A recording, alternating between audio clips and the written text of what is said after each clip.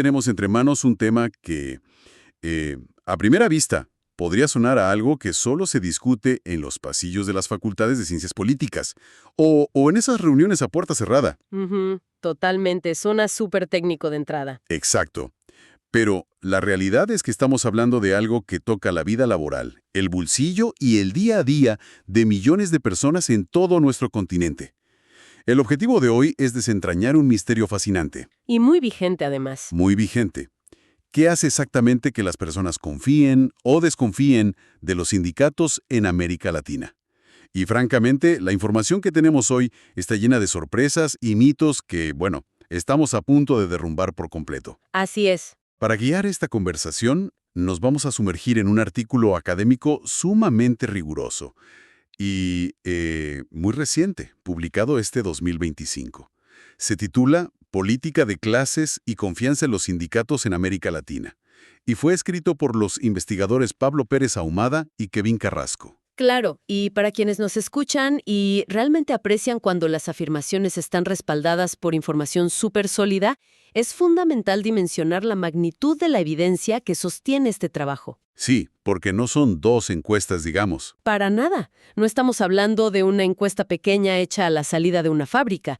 Los autores basan todo su análisis en la inmensa base de datos del Latinobarómetro, específicamente entre los años 2018 y 2020. Que es muchísima información. Es masivo. Estamos hablando de una cobertura de 18 países de la región y un análisis de más de 25,000 casos de personas que están actualmente empleadas o que tienen experiencia laboral reciente. ¡Wow! Es, sin exagerar, una de las radiografías más extensas y representativas que existen sobre cómo se percibe el movimiento laboral en el continente hoy en día. Es una verdadera montaña de datos. Y de explorar esa montaña, sale el gran gancho de nuestro análisis de hoy. Un dato que francamente rompe por completo con la intuición de cualquiera. 100%.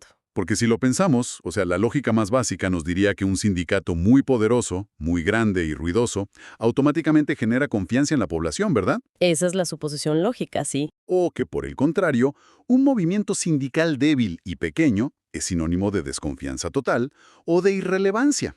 Bueno, pues prepárense quienes nos escuchan, porque los datos dicen exactamente lo opuesto en varias partes de América Latina. Es una paradoja brillante. Tener sindicatos fortísimos no siempre significa que la gente confíe en ellos, y tener sindicatos débiles no equivale en absoluto a la falta de apoyo ciudadano.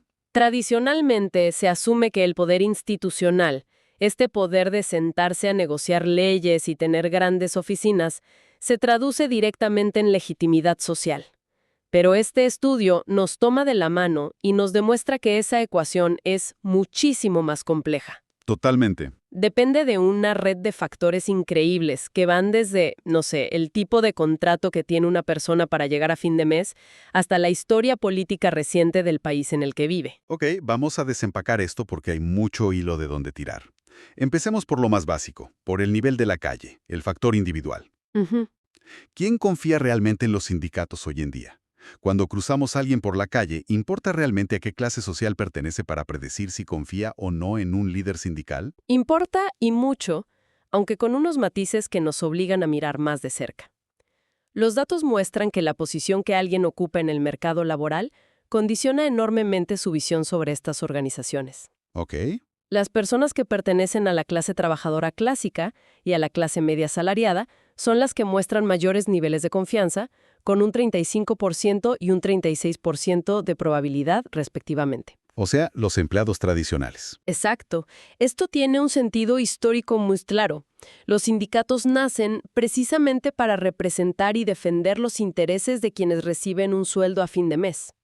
En contraste, y de manera bastante predecible, cuando miramos a los grandes empleadores o dueños de empresas, esa probabilidad de confiar cae al 27%.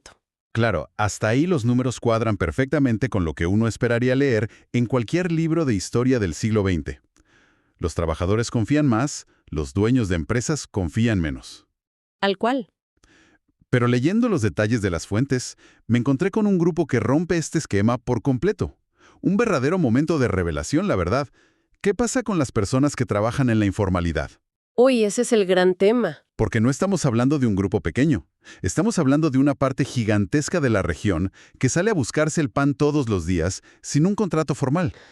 En América Latina, cerca del 50% de la fuerza laboral está sumergida en la informalidad. La mitad de la gente. La mitad son trabajadores precarios, personas autoempleadas, que no tienen redes de seguridad, ni aguinaldo, ni seguro médico. Nada. Nada. Uno pensaría, de forma natural, que al ser los más vulnerables del sistema, serían los primeros en buscar o confiar en la protección colectiva que ofrece un sindicato. Sin embargo, su confianza es increíblemente baja. Es contraintuitivo. Ronda apenas el 33%. Estadísticamente hablando, desconfían casi tanto como los grandes empleadores. A ver, detengámonos ahí, porque es una locura pensar que el director general de una empresa multinacional y un vendedor ambulante compartan el mismo nivel de escepticismo hacia los sindicatos. Es un contraste brutal, sí. Imagínate ser alguien que reparte comida todo el día en una bicicleta bajo la lluvia, o alguien que vende ropa en un mercado sin ninguna garantía. Y de pronto ven a un sindicato gigante peleando por un bono vacacional para empleados de planta en una gran fábrica. ¿Cómo explica el estudio esta desconexión tan brutal? El estudio lo explica a través de la dinámica de los que están adentro y los que están afuera, los insiders y outsiders. Ok, a ver. Históricamente, en contextos donde hay tantísima informalidad, los sindicatos han tenido que concentrar su energía y recursos en proteger a los insiders, es decir, a los trabajadores que ya lograron conseguir un empleo formal, un contrato por escrito y derechos garantizados por la ley. Claro, aseguran a los que ya están dentro del sistema. Exactamente. Al hacer esto, muchas veces terminan dejando fuera del radar a los outsiders, a los precarios de la calle. Desde la perspectiva de esa persona que va en la bicicleta repartiendo comida, el sindicato no se ve como un aliado o un escudo protector. Se ve como un club VIP de beneficios exclusivos al que nunca le van a dar la tarjeta de entrada. Esa imagen del club VIP lo resume a la perfección. No es que estén en contra de los derechos, es que sienten que esos derechos simplemente no aplican para ellos. Así es. Y esto nos lleva a otro punto donde el estudio se mete de lleno, la ideología. Un terreno delicado. ¿Sí? Y aquí es importante hacer un pequeño paréntesis metodológico para quienes nos escuchan. Al leer y analizar estos datos, nuestro objetivo no es darle la razón a ninguna postura política, ni a la izquierda ni a la derecha. Por supuesto que no. Simplemente estamos observando de manera neutral cómo la mente de las personas reacciona a estas ideas según los datos fríos y objetivos del Latinobarómetro. Teniendo eso claro, ¿qué peso tiene realmente la ideología política en todo esto? Muchísimo peso.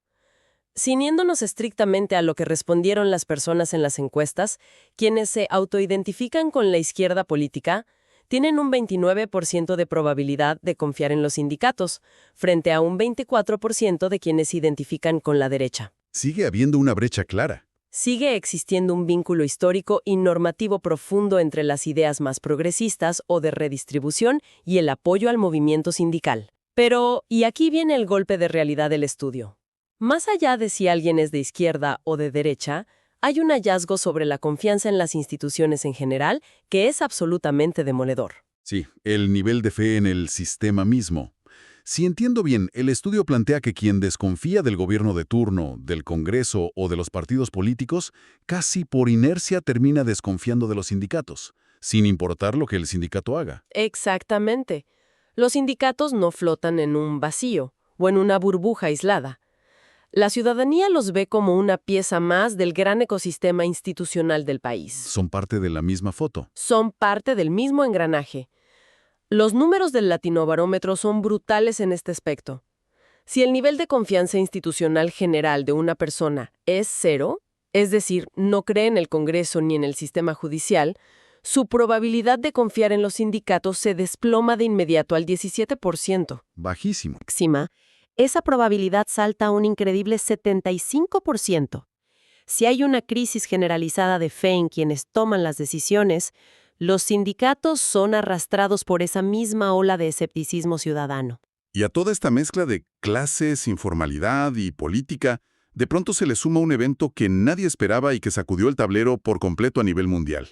La pandemia. Claro, el factor sorpresa. Me pareció fascinante cómo el estudio aprovecha esto para hacer una comparación entre los datos de 2018, cuando todo era normal, y los de 2020.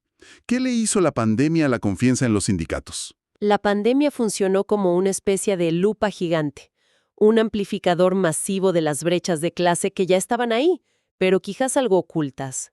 Interesante. Si miramos los datos de 2018, la diferencia en la probabilidad de confiar en los sindicatos entre los dueños de empresas y la clase media asalariada era de apenas un 3%. Era una diferencia estadísticamente medible, pero bastante sutil en la vida diaria. Casi imperceptible en la calle. Exacto. Pero llega el 2020. Empieza todo el debate intenso sobre si cerrar o no las fábricas, las políticas sanitarias, quién asume el costo de las suspensiones de contratos, los despidos masivos. Ante ese estrés extremo, las visiones se polarizaron de forma dramática. Todo el mundo tomó una postura muy defensiva. Así es. Esa diferencia de confianza, que era del 3%, se disparó al 13% en solo 2 años. El conflicto de intereses se volvió innegable y cristalizó las posturas de cada grupo. Aquí es donde se pone realmente interesante, porque hasta ahora hemos estado hablando de cómo funciona esto dentro de la mente de un individuo, dependiendo de su clase, su trabajo o su ideología. Pero elevemos la mirada. Vamos a lo macro. Miremos el mapa de América Latina completo, porque el estudio no comete el error de tratar a toda la región como si fuera un solo bloque uniforme donde todo funciona igual. Los investigadores toman una idea de los distintos tipos de capitalismo. ¿Cómo es que la economía general de un país entero dicta si la gente va a confiar o no en sus líderes sindicales? Es un enfoque muy revelador. Los autores se apoyan en la clasificación de Ilan Bisberg, que divide a la región en 4 grandes modelos económicos, 4 formas distintas de vivir el capitalismo, y cruzan esto con la confianza ciudadana. A ver, repasémoslos. Empecemos por los modelos que llaman neodesarrollistas. Aquí encajan países como Brasil y Uruguay. En estos lugares, el estudio encuentra niveles de confianza sindical bastante altos. ¿Por qué? La razón es que durante la década de los 2000 hubo políticas de Estado muy claras que incentivaron la negociación colectiva. Se forjó un vínculo muy fuerte, casi orgánico, entre los partidos políticos gobernantes y los sindicatos. En el día a día, los trabajadores sintieron que el sindicato era una herramienta real y efectiva para mejorar sus vidas. Bien, ese es un extremo. Pero luego tenemos el lado opuesto de la moneda, lo que los investigadores llaman el capitalismo internacional tercerizado. Estamos hablando de gran parte de México, Centroamérica y República Dominicana. ¿Qué significa vivir en este modelo y por qué la confianza está por los suelos en estos lugares? Significa que la estructura económica de esos países depende vitalmente de insertarse en los mercados globales, ofreciendo algo muy específico que es mano de obra barata y exportación de manufactura, como las famosas maquilas. Claro. Y para que ese modelo funcione y mantenga los costos bajos para el mercado internacional, se exige una altísima flexibilidad laboral. Por diseño, este modelo tolera e incluso requiere niveles muy altos de informalidad y contratos frágiles. Es parte del modelo de negocio del país, por así decirlo. Tal cual. Entonces, los sindicatos en este entorno tienen un campo de acción muy limitado. No pueden negociar con fuerza porque el modelo económico prioriza el bajo costo. Esto se traduce en que la gente los ve con poca relevancia social y, por ende, la confianza pública cae drásticamente. Tiene todo el sentido del mundo. Si el sistema está diseñado para que no tengas poder de negociación, la gente no va a confiar en que puedas negociar algo para ellos. Exactamente. Luego, el estudio menciona los regímenes redistributivo-rentistas, como Bolivia, Ecuador y Venezuela. Gobiernos que en su momento buscaron redistribuir la riqueza fuertemente, pero sorpresivamente, los datos muestran una fractura enorme allí, ¿no? Así es. Son gobiernos que se identificaron fuertemente con la izquierda y la movilización popular. Pero los datos revelan que los partidos gobernantes terminaron desconectados del movimiento sindical tradicional. Llegaron al poder muchas veces en medio del colapso de los sistemas políticos antiguos, apoyándose en movimientos indígenas o vecinales, pero sin forjar esa alianza clásica entre el partido y las grandes centrales obreras. Y finalmente, llegamos al cuarto modelo, que creo que es el que más dolores de cabeza le dio a los investigadores. Los países liberal-rentistas, como Chile, Colombia y Perú. Economías muy abiertas al mercado, donde según las reglas que acabamos de discutir, los movimientos sindicales son organizacionalmente débiles, están fragmentados en miles de sindicatos pequeños y carecen de poder político real. Exacto. Es el terreno de las economías donde el sindicato supuestamente tiene todas las de perder frente a la estructura del mercado. Y digo que les dio dolores de cabeza a los investigadores porque aquí es donde las hipótesis iniciales chocaron de frente contra una pared de ladrillos. Entramos a la sección de las grandes anomalías, países que rompen todas las reglas del manual. Las sorpresas de la investigación. Empecemos con las sorpresas negativas. Países que deberían tener una confianza altísima, pero no la tienen. Mencionan a Venezuela y a Argentina. Hablemos de Argentina. A ver, yo leo esto y me genera mucha fricción. Argentina es famosa a nivel mundial por tener sindicatos inmensos, fortísimos, que si se lo proponen paralizan el país entero con una huelga. Encajan en el modelo neodesarrollista. Si seguimos la lógica, la confianza debería estar por las nubes. ¿Por qué la gente desconfía tanto? Es una excelente pregunta, y es el corazón de la paradoja. Argentina tiene uno de los niveles de confianza sindical más bajos de toda la región, y encima disminuyó aún más hacia el 2020. Es increíble. La explicación es el efecto rebote de tener un poder institucional extremo. Cuando los sindicatos son tan inmensamente poderosos, manejan tantos recursos y están tan profundamente burocratizados y entrelazados con la política nacional, la gente de a pie comienza a verlos con otros ojos. Ya no son uno de los suyos. Exacto. Ya no los perciben como los rebeldes defensores del trabajador común, sino como una parte integral del establishment. Pasan a ser vistos como parte de la élite de poder. Entonces, si hay una crisis económica, inflación o si falta protección al empleo, la ciudadanía no solo culpa al presidente de turno, también culpa a las cúpulas sindicales. Porque son parte de la estructura. Sí, se les percibe atrincherados en sus oficinas, muy alejados de la realidad de la calle. Es decir, el exceso de poder institucional se vuelve en su contra. La gente los ve como políticos, no como defensores. Y también pasa algo similar en Venezuela con las tensiones históricas entre el gobierno y la principal central sindical de ahí, la CTB, que termina alienando a la gente. Exacto, tensiones de poder que la gente nota. Pero vayamos a la contraparte de esto, la gran anomalía positiva. El caso que dejó a todos perplejos, Chile. Es un país liberal rentista. Como dijimos, sus sindicatos son fragmentados y débiles en el papel. No tienen grandes bancadas en el Congreso. Según la teoría, nadie debería confiar en ellos. Pero los datos muestran una de las tasas de confianza más altas de América Latina. ¿Qué vieron los investigadores en Chile que rompe todas las reglas? ¿Vieron lo que pasó fuera de las oficinas institucionales? Si conectamos esto con el panorama general, específicamente durante la década de los 2010, al no tener poder real de negociación en los pasillos del Congreso o en las altas esferas gubernamentales, los sindicatos chilenos tuvieron que buscar otra vía. ¿Y cuál fue esa vía? Esa vía fue salir a la calle. Participaron de manera muy activa, visible y constante en los masivos estallidos y movilizaciones sociales de esos años. Estuvieron ahí marchando codo a codo con estudiantes que pedían mejor educación, con grupos ambientalistas, con movimientos ciudadanos en contra del sistema de pensiones. Se mezclaron con la gente. Al hacer esto, dejaron de ser vistos como esos burócratas negociadores que vemos en Argentina y construyeron algo mucho más valioso, que es el poder societal. Claro, conectaron directamente con la frustración ciudadana diaria. Mientras unos se sentaban en mesas de negociación a puerta cerrada y perdían la confianza del pueblo, los otros, al no tener una silla en esa mesa, se fueron a marchar bajo el sol con el resto de la población y ganaron un capital de confianza envidiable. Así es una dinámica de legitimidad completamente distinta. Eso nos lleva a una pregunta crucial sobre el entorno de la gente común. Entonces, ¿qué significa todo esto cuando miramos la economía del día a día? ¿Cómo afectan cosas como la inflación o no tener trabajo a la percepción que tenemos de los sindicatos? Los investigadores cruzan los datos de percepción con indicadores macroeconómicos duros, y los resultados vuelven a sorprender. Empecemos por la informalidad, que ya adelantamos. Sí. La regla es clara. A mayor tasa de informalidad general en un país, menor es la confianza promedio en los sindicatos. Es pura aritmética social.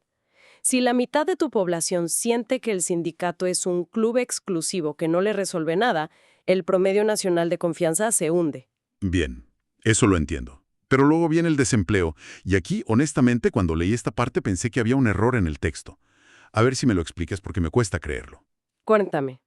La hipótesis de cualquiera sería, bueno, si el desempleo se dispara y hay despidos masivos, la gente se enoja con todo el sistema, incluyendo los líderes sindicales que supuestamente deben proteger los trabajos. Pero los datos muestran una correlación positiva. A mayor desempleo en un país, mayor es la confianza en los sindicatos. ¿Por qué la gente no los castiga por la crisis? Es un giro completamente contraintuitivo, pero revela muchísimo sobre la psicología humana en tiempos de crisis. Lo que los datos sugieren es que en medio de una tormenta económica, con despidos masivos y miedo generalizado, la ciudadanía no voltea a mirar a los sindicatos para culparlos. ¿Y qué hacen entonces? Al contrario, el instinto de supervivencia hace que los vean como un refugio, funcionan como un salvavidas. Cuando el mar económico está en calma y todo va bien, quizás ignoras el salvavidas que tienes en el barco, pero cuando empieza el naufragio, te aferras a él y lo valoras más que nunca. El miedo a perder lo poco que queda hace que la figura de protección colectiva gane un prestigio enorme. El efecto salvavidas. Es brillante y tiene mucha lógica emocional. ¿Y qué pasa con la inflación? Porque todos sabemos cómo la inflación destruye el ánimo de un país. A primera vista, la inflación parece estar destrozando la confianza en los sindicatos también, en estos datos, ¿no? Pareciera, pero aquí es donde los investigadores nos piden no caer en la trampa de los promedios estadísticos rápidos. Si metemos a todos los países de la región en la licuadora y sacamos un promedio, sí, la alta inflación se asocia con baja confianza. Pero hay una trampa ahí. Exacto. Si retiramos de la ecuación a Argentina y Venezuela, que han tenido episodios extremos de inflación y una polarización política muy particular que ya discutimos, esa conexión matemática casi desaparece por completo. En resumen, una inflación moderada en el contexto normal de un país no hace que la gente empiece a desconfiar de los sindicatos de manera automática. El problema de esos dos países va por otro lado. Lo cual, por descarte, nos deja con el indicador estrella absoluto del estudio. El factor definitivo que mueve la aguja de la confianza más que cualquier otra cosa económica o política. La movilización social. Sin lugar a dudas, la conexión es tan fuerte que es casi predecible. Si ves a un movimiento sindical en la calle, marchando y protestando pacíficamente, conectando con el malestar general de la población, puedes apostar a que la confianza ciudadana en ellos está subiendo. Es la regla de oro, entonces. Totalmente. Los países donde la disposición de la gente a salir a protestar ha aumentado son exactamente los mismos países donde la confianza en los sindicatos ha crecido con más fuerza. Confirma empíricamente la lección que nos dio Chile. En pleno siglo XXI, el sudor en la calle legitima infinitamente más que la firma en la oficina. ¿Qué frase tan potente? Y esto plantea una pregunta importante al llegar al cierre de este análisis. ¿Por qué es tan urgente entender esto hoy? América Latina está mutando su mercado laboral a una velocidad vertiginosa hacia el trabajo precario. Es verdad. Pensamos en los jóvenes manejando para aplicaciones de transporte, en el reparto a domicilio, en los miles de emprendimientos de supervivencia que nacen cada día en redes sociales. Si el movimiento sindical tradicional se queda cómodo en su silla, defendiendo únicamente a los empleados formales de las grandes fábricas o del Estado, y no encuentra la manera de ganar la confianza de estos nuevos outsiders, se enfrentan a una crisis existencial irremediable. Se van a quedar sin nadie a quien representar. Terminarán representando una isla cada vez más pequeña y privilegiada en medio de un océano de trabajadores sin derechos. Además, hay un peligro latente para toda la sociedad. La caída constante de la fe en la democracia va a arrastrar a los sindicatos hacia el fondo si estos no logran reconectar con las verdaderas bases sociales. Es un desafío de proporciones colosales para la región. Y basándome en esa gran anomalía del caso chileno, quiero dejar a nuestra audiencia con una idea para darle vueltas en la cabeza hoy. A ver. Si acabamos de comprobar, con miles de datos, que la mejor forma que tiene un sindicato débil para ganar la confianza ciudadana es unirse a estallidos sociales generales. ¿Significa esto que los sindicatos exitosos del futuro dejarán de verse como negociadores de contratos en salas cerradas de empresas para transformarse en movimientos de activismo social generalizado que luchen por demandas que van mucho más allá del lugar de trabajo físico?